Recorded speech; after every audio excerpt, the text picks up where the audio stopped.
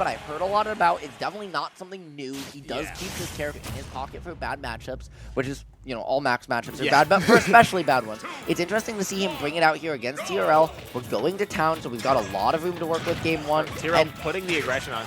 Aegis is the character you kind of just got to put the player in a corner, especially if it's a secondary Aegis. You want to put them in a box, right? Absolutely. And interestingly enough, Town is one of Falcon's better stages in this game. So interesting to see us go here game one. Both players going all the way out, and so TRL deep. losing his first stock at only 10%.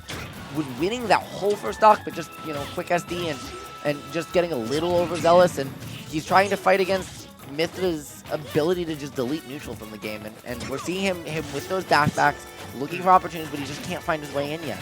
Yeah, I mean, it's definitely tough because what is it, Aegis, Mythra, the sword, right? Sword normals are... And that wasn't great. DI dies to that command grab up B. Absolutely no opportunity there for any counterplay. He just kind of dies. And now taking a quick 75%, Zeke doing a really good job of retaliating back here. They're keeping him in the corner. Can TRL find his way out? Good job reversal there. What can he convert off this? Honestly, I in terms of combos, I am not experienced enough to give you that sort of information. But I think that TRL can definitely snag a lead here. Oh, and he wanted that knee so bad, doesn't quite find it. He might have just had it off the I fair think the one, platform might have messed it up there too. So it looks like they hit the platform before the knee went out. Yep, and the back air there doing a really good job. He's all the way down. I wonder why he went all the way out there. It didn't look like Aegis had a way to get back, but maybe he just misspaced his down B a little bit, but rolls to the corner on the platform. You can't do that against Pyra up smash.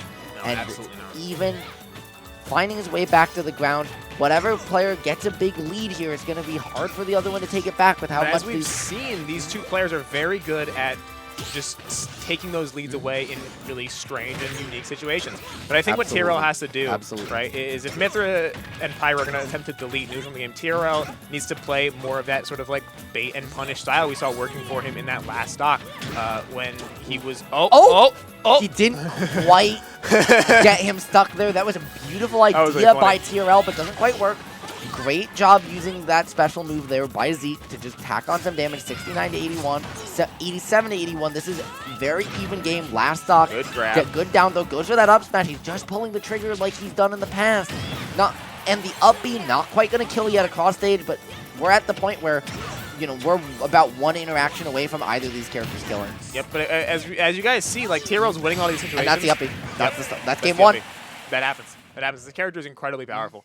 But some of the TRL's best moments in those games were the ones where TRL said just kind of committed to a read and then got rewarded for it. I think TRL as a player is really good at making those very specific reads, especially as the games go on. I think we're going to see more of those. Absolutely. The issue is that in the past, he's had a lot of moments where those reads come at the cost of an overextension, and so he either gets it and he gets a huge reward, or he gets punished really hard for it. And last week, he was a little bit more patient, a little bit more cautious on those reads. Still definitely pulled the trigger, but he managed to hedge his bets against getting blown out so hard and made a really deep run. But now he's down one game to Zeke. We're going back to Town and City. He's suggesting that, yeah, it was TRL who probably won RPS at the beginning of this set. Definitely not something you want to see is losing game one after the RPS, but down throw, up air, not going to find anything. 52 to 18. TRL just trying to find his way, get back to neutral so that he can try and find that neutral win and get a combo starter. Putting these sort of like safer, longer reaching buttons out, aerials that, you know, Captain Falcons know that they can sort of play around with to just try to find those moments or force some shields or just get condition your opponent, right? Because that's really a lot of what these backers are. Beautiful job by TRL. Just drops it a little bit, but that was a great idea. And as we were saying about those long-range buttons, Falcon does have some really great buttons, but they don't have disjoints. And against a character like Aegis, who has great buttons, great frame data, and great disjoints, what do you do? Yeah, what do you do as this game? You do have to, again, I like what TRL's trying to do, which is condition your opponent into, you know, shielding so you can get better approaches. And beautiful juggle situations by Zeke. This is just 64%. TRL's got a ways to climb still before this first stock, and that's already 23 and back to the ground. He's in the air again. Shield a bit early there. Yeah, it's interesting because Aegis there, one of the harder moves to punish on shield, despite being -11, does find an early stock there because of that forced air dodge. Do wonder if that was buffered or not. It's hard for us to tell here. Back air into the down air. Doesn't find the reset, but finds gets the knee. Good read. That was a crazy early stock. Fantastic read. And he just clawed this from the stock down to a stock up. That was crazy. Takes the game back. Back into TRL's favor, in an advantage. And that's why people say, there's an argument in this game, whether Falcon's hype or whether he's lame. Those are the moments where Falcon's like, he's so explosive. He's so incredibly explosive. Going for that mix-up there, being a little bit more patient. He's caught on this platform. Can he find his way off? Not yet. Aegis managing to attack a bunch of damage. Gets back down to the corner. Finds that Raptor boost. Very good up B. Now they're on that top platform. There's the punish. Ooh. Oh, that was a good follow-up. I do wonder if he was hoping that platform would start moving. Yep, just a couple seconds off and just trying to get a little bit of a cheesy kill there early. And doesn't quite find it. 72 Raptor boost, looking for something. Doesn't see the DI he likes. Just holds stage. Still gets put into disadvantage. Beautiful patience there, and finds his way back into the stage controls now, trying to ledge trap the Aegis. Yep, and now here's where we're gonna really see if TRL is sort of taking data from the past matches. Good DI. Is whether TRL can get this stage control and then maintain it, right? He went for the footstool and doesn't get the spike. Falcon kick? Yeah, Falcon kick. That's something TRL throws out from time to time. It's a really good burst option. It does a lot of damage, right? It can kill, as we just saw, and it's not a good option to rely on, but it's a great mix-up because it's got great burst range, and against a character like Aegis, you want moves that randomly increase your burst range because you want to make that Aegis feel unsafe playing at the mid-range and come into your grab. So that might have an effect on Zeke going into Game 3, as now he's going to have to respect that a little bit more. Yeah, definitely. And he's not going to be able to play as freely in that range where his sword plays just out of reach of TRL's Falcon that we saw in Game 1.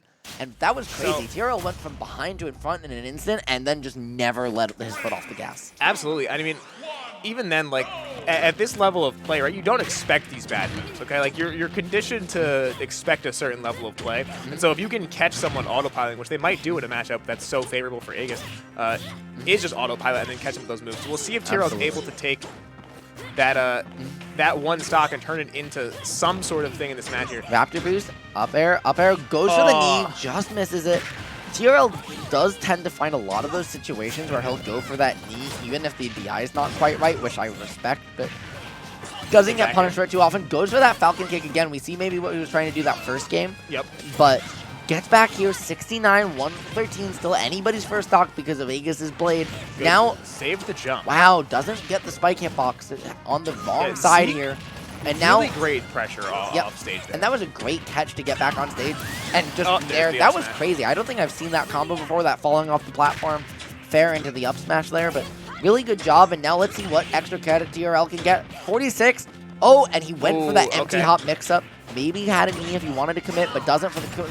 And just, wow. Yep. That would have been death. There's the witch time. Yep. Anybody else in the game, that's death. But Aegis says no thank you. And now...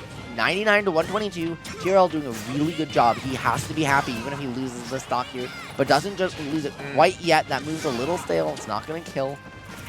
And just trying to find his way out of the corner.